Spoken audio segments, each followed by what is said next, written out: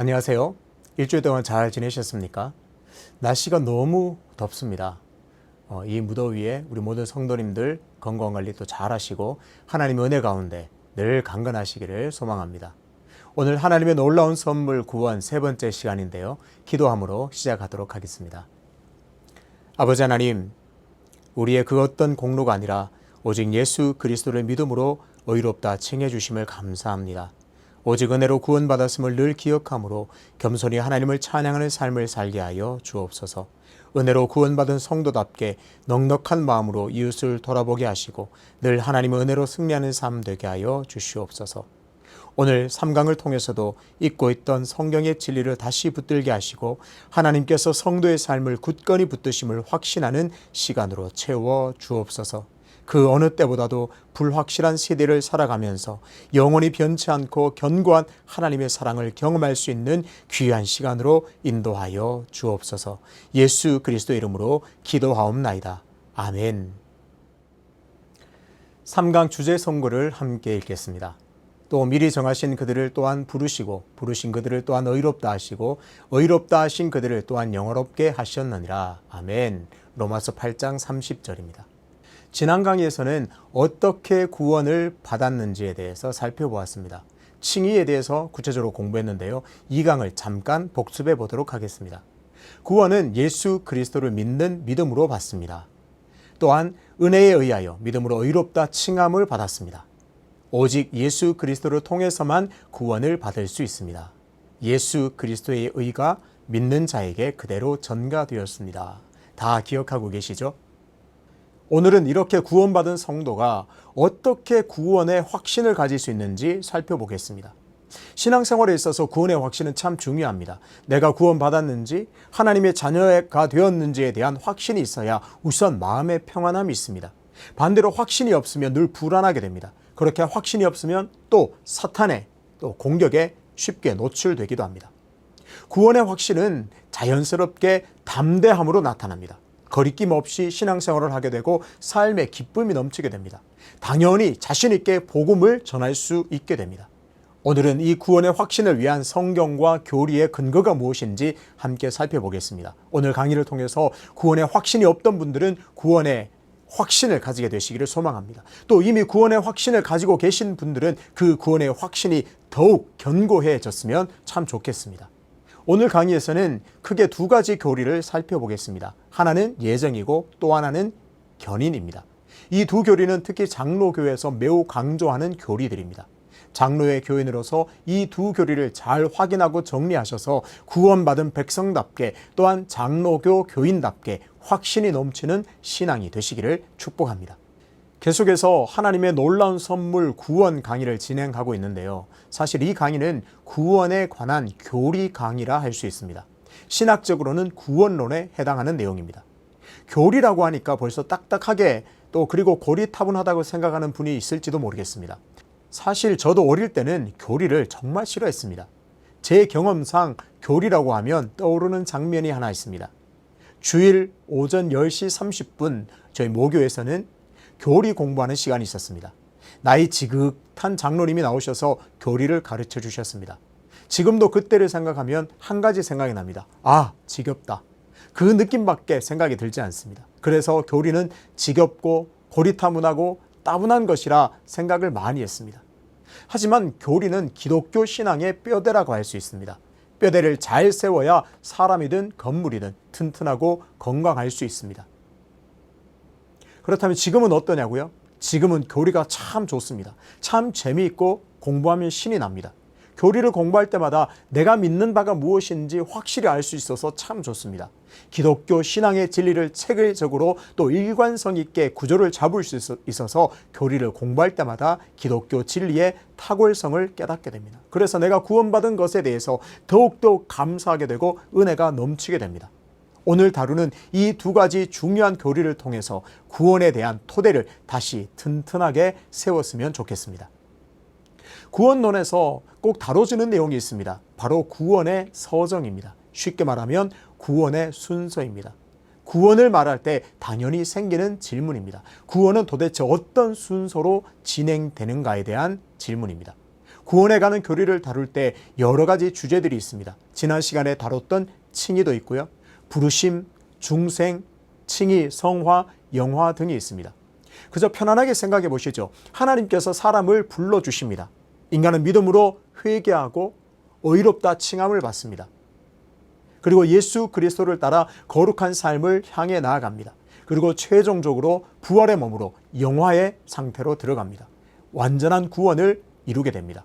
예전에는 이 순서에 대해서 치열하게 논쟁하게 됐습니다. 그런데 최근의 경향은 기계적인 순서보다 하나님께서 인간에게 베푸신 은혜 그리고 그 의미들에 집중하고 있습니다. 자칫 잘못하면 하나님의 값없이 주신 그 놀라운 은혜를 잊어버리고 순서에만 집중하는 어리석음에 빠질 수가 있습니다. 구원의 서정에 관해서는 이렇게 이해했으면 좋겠습니다. 하나님께서 나를 구원하시기 위해서 큰 일을 계획하시고 일하셨음을 붙들어야 합니다. 우연으로 된 것이 아니라 하나님의 놀라운 계획 안에 있음을 기억할 필요가 있습니다. 먼저 예정 교리를 살펴보겠습니다. 장로교 교인들은 예정론에 익숙합니다. 하나님께서는 구원받을 사람을 태초전에 이미 예정하셨다는 교리입니다. 다른 말로 선택이라 할 수 있습니다. 16세기 종교개혁 이후에 칼뱅과 같은 개혁파 종교개혁자들은 예정론을 강조했습니다. 그 이후에 개혁주의 신학자인 베르코프, 칼바르트 같은 신학자도 예정론을 강조했습니다. 예정론의 근거가 되는 말씀은 오늘 주제 선고인 로마서 8장 30절입니다. 또 미리 정하신 그들을 또한 부르시고 부르신 그들을 또한 의롭다 하시고 의롭다 하신 그들을 또한 영화롭게 하셨느니라. 하나님께서 성도를 부르시고 의롭다고 하셨습니다. 그런데 하나님께서는 성도를 부르실 때 미리 정하셨다고 성경은 말합니다. 바울은 만물이 조성되기 전 성도를 택했다고 그렇게 증거합니다. 에베소서 1장 4절 5절입니다. 곧 창세전에 그리스도 안에서 우리를 택하사 우리로 사랑 안에서 그의 앞에 거룩하고 흠이 없게 하시려고 그 기쁘신 뜻대로 우리를 예정하사 예수 그리스도로 말미암아 자기의 아들들이 되게 하셨으니. 에베소서에서는 택하셨다는 말과 예정했다는 말이 나옵니다. 하나님께서는 우연히 또한 아무나 부르신 것이 아니라 태초전에 창세전에 택하시고 예정하셨습니다. 성경뿐만 아니라 웨스트민스터 신앙 고백에서도 예정을 다룹니다. 하나님의 예정이란 무엇인가? 하나님의 예정이란 그가 뜻하시는 바를 따라 정하신 그의 영원한 목적이며 이 목적에 의하여 하나님은 자기의 영광을 위해서 장차 일어날 모든 것을 미리 정해놓으신 것이다. 하나님께서는 그 예정을 창조와 섭리의 일로 실행하신다. 그럼 대표적인 개혁주의 신학자들의 예정론을 짚어보겠습니다. 장로교의 창시자로 불리는 칼뱅의 예정론을 흔히 이중예정론이라 부릅니다. 성도의 입장에서 예정론의 유익은 하나님께서 만세 전부터 나를 아셨다는 사실입니다. 전지전능하신 하나님께서 나를 아시고 선택해 주셨다는 사실이 감격이 됩니다.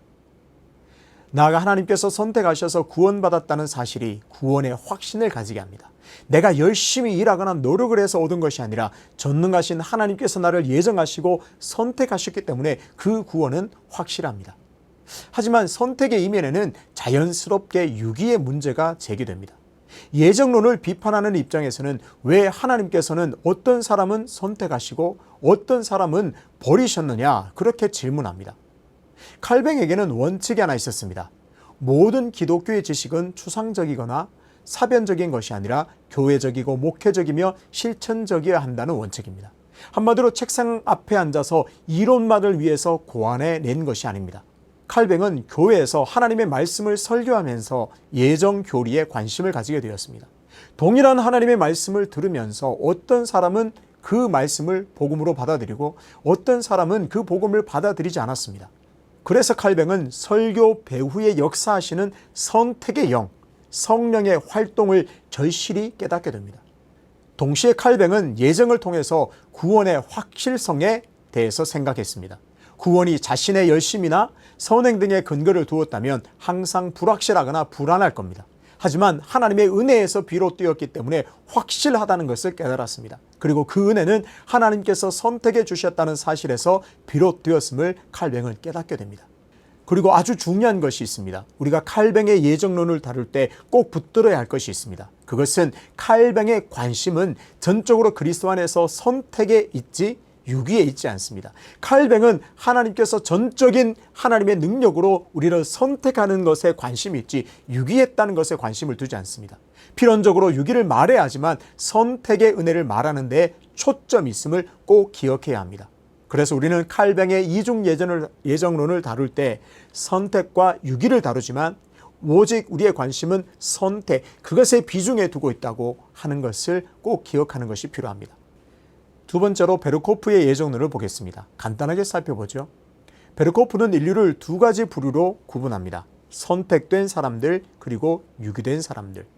베르코프는 선택과 유기 모두에 관심을 가지면서 이 선택과 유기를 평행선으로 보았습니다. 유기는 하나님의 무서운 결정이라고 말합니다. 칼뱅과의 차이가 있다면 칼뱅은 선택과 유기를 말하지만 선택의 무게의 중심을 둡니다.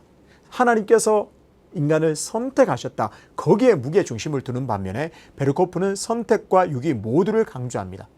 베르코프에게 있어서 하나님은 영원전부터 어떤 사람들은 구원으로 선택하시고 다른 사람은 유기하십니다. 선택과 유기는 만날 수 없는 평행선을 이루어서 결정론적이고 운명론적인 인상을 줍니다. 때문에 자칫 하나님은 잔인하고 무서운 분으로 이해되고 인간의 죄에 대한 책임이 약화될 소지가 있습니다.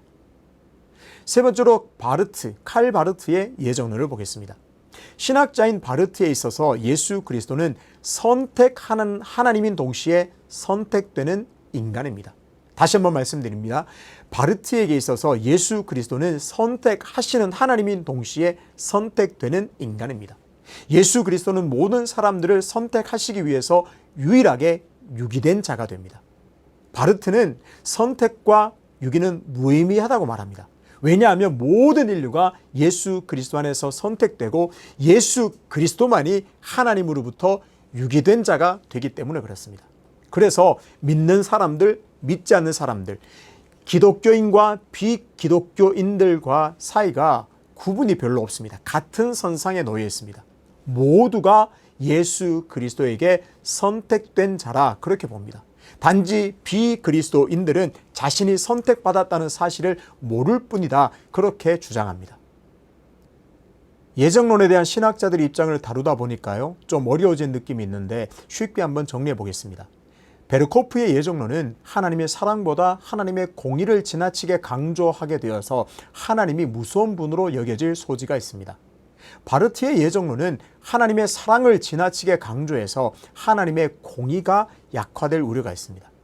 칼뱅의 예정론은 하나님의 선택하시는 사랑에 관심을 가지면서도 하나님의 공의와 공의로 심판하시는 무서운 유기의 결정을 말하고 있습니다.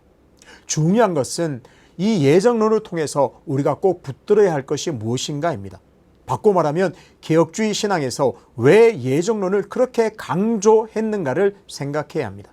그 이유는 구원은 인간의 손에 달린 것이 아니라 하나님의 절대적인 주권과 은혜에서 비롯되었기 때문에 그렇습니다. 하나님의 절대적인 주권과 은혜에서 의해서 구원이 이루어졌기 때문에 예정론을 강조하게 됩니다. 그렇기 때문에 예정론은 성도들에게 위로를 주고 구원의 확신을 주는 은혜의 교리입니다.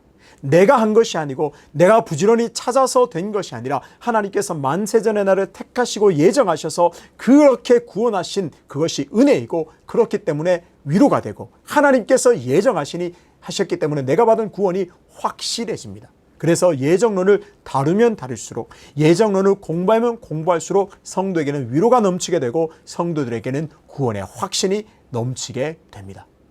자, 어떠세요? 하나님의 예정이 놀랍지 않습니까? 하나님께서 만세전부터 나를 아셨습니다. 그리고 나를 선택해 주셨습니다. 그래서 믿음으로 내가 은혜로 구원을 받았습니다. 이 사실이 이 강의를 듣는 모든 분들에게 위로가 되시길 간절히 바랍니다. 그래서 이 예정론의 교리로 구원의 확신을 가지게 되시기를 소망합니다. 확신의 근거는 무엇인가요? 하나님의 전지전능하심이고 하나님이 만세전부터 나를 선택해 주셨다는 은혜로 인해서 우리는 구원에 대한 확신을 누릴 수 있습니다. 그럼 이어서 견인교리에 대해서 함께 살펴보겠습니다.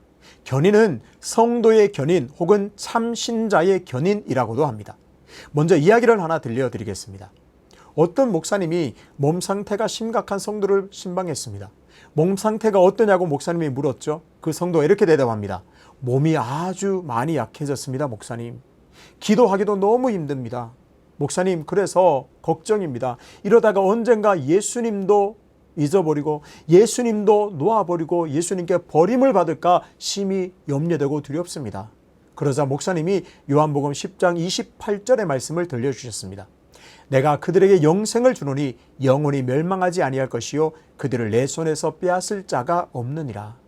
이어서 목사님은 성도에게 이렇게 말해주었습니다. 성도님, 우리를 끝까지 안전하게 지켜주는 것은 내가 그리스도를 붙잡는 손이 아닙니다.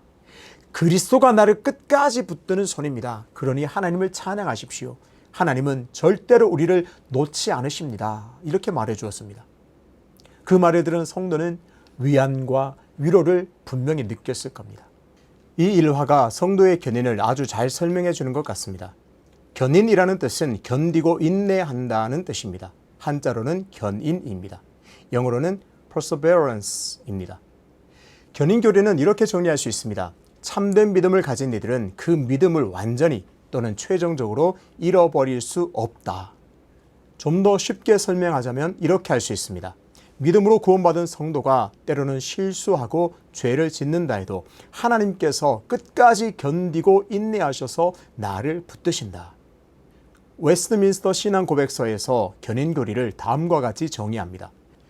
하나님이 그의 사랑하시는 이들 안에서 받아들이시고 효력 있게 부리시어 성령으로 거룩하게 하신 이들은 전적으로나 최종적으로 은혜의 상태에서 실족할 수 없으며 그 상태에서 분명 영원히 인내하여 영원히 구원받을 것이다.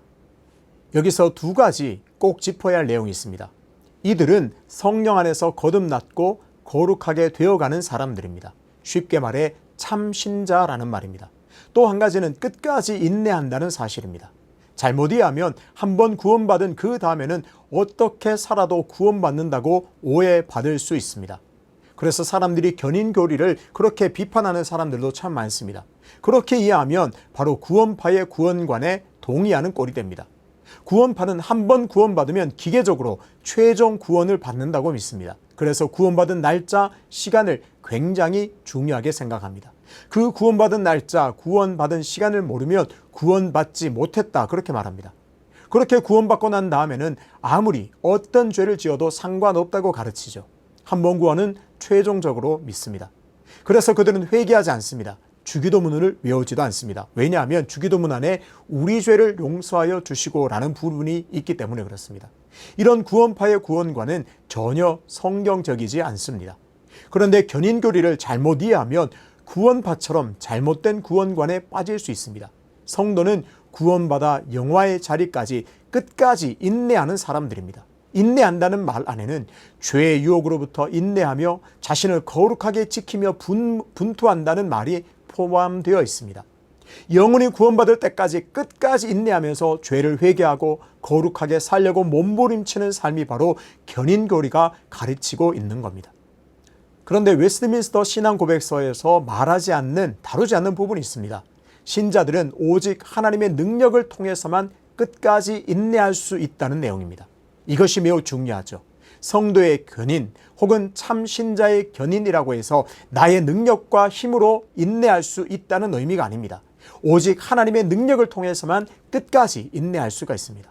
신자들은 오직 하나님이 변함없는 그 사랑으로 끝까지 인내할 수 있기 때문에 인내합니다. 참고로 이 견인교리에 대해서 용어가 적합한지의 논의가 계속 있었습니다. 이 견인교리는 견인이란 말은 좀 잘못되었다, 고쳐야 한다 그렇게 주장하는 것들이 있었습니다. 이렇게 말이죠. 택함 받은 자의 보존이라고 불러야 한다는 주장도 있었습니다. 하지만 어떤 이들은 끝까지 견인을 옹호하기도 했습니다. 그래서 우리는 여전히 견인교리로 부르고 있습니다. 그럼 이제 견인교리의 성경적 근거를 살펴보겠습니다. 첫 번째, 요한복음 5장 24절입니다. 내가 진실로 진실로 너희에게 이르노니 내 말을 듣고 또 나 보내신 이를 믿는 자는 영생을 얻었고 심판에 이르지 아니하나니 사망에서 생명으로 옮겼느니라. 여기서 옮겼다고 번역한 동사는 넘어가다라는 뜻입니다. 지속적인 결과를 뜻합니다. 한번 넘어가서 계속 지속해 있다는, 완료했다는 뜻입니다. 여기서 묘사하는 동작은 어떤 사람이 자기 등 뒤에 있는 다리를 불태워 없앤 것처럼 최종적으로 돌이킬 수 없다는 의미입니다. 참된 신자가 생명에서 사망으로 다시 옮겨갈 수 있는 가능성은 없다. 그것을 강조하고 있습니다. 우리가 사망에서 생명으로 옮겨갔는데 다시 사망으로 되돌아갈 수 없다는 것을 성경이 말하고 있습니다. 두 번째는 요한복음 6장 39절입니다. 나를 보내신 이의 뜻은 내게 주신 자 중에 내가 하나도 잃어버리지 아니하고 마지막 날에 다시 살리는 이것이니라. 아버지께서 자신에게 주신 이들에게 예수님은 그들의 구주인 자신이 영생을 주셨다고 요한복음 17장 2절에서 가르칩니다. 여기서 영생은 한동안 가지고 있다가 혹은 한동안 소유하고 있다가 잃어버릴 수 있는 것이 아닙니다. 요한복음 6장 39절에서 예수님은 우리에게 성부께서 자신에게 주신 이들을 아무도 잃어버리지 않도록 자신이 지킬 것을 보증하십니다. 이보다 확실한 보증은 없습니다. 세 번째는 요한복음 10장 27절 28절입니다. 내가 그들에게 영생을 주노니 영원히 멸망하지 아니할 것이요 또 그들을 내 손에서 빼앗을 자가 없느니라. 그들을 주신 내 아버지는 만물보다 크심에 아무도 아버지 손에서 빼앗을 수 없느니라. 아멘. 예수님은 여기서 성부 하나님께서 자신에게 주신 이들을 자신의 양이라고 부르십니다. 여기서 우리가 중요한 사실을 발견하게 됩니다. 신자들의 안전은 이처럼 그들이 예수님을 붙잡고 있는 것에 달려있지 않습니다. 그리스도가 신자를 붙잡고 계신 것에 달려있습니다. 다시 한번 확인합니다. 성도가 왜 안전한가요? 왜 이 견인교리가 중요하고 견인교리가 성경적인가요? 내가 그리스도의 손을 꽉 잡고 있어서가 아니라 그리스도가 나를 꽉 붙들고 있어서 안전합니다. 때로는 모든 힘이 빠져서 내가 손을 놓을지라도 예수 그리스도는 나를 끝까지 붙드시고 결코 놓지 않으십니다.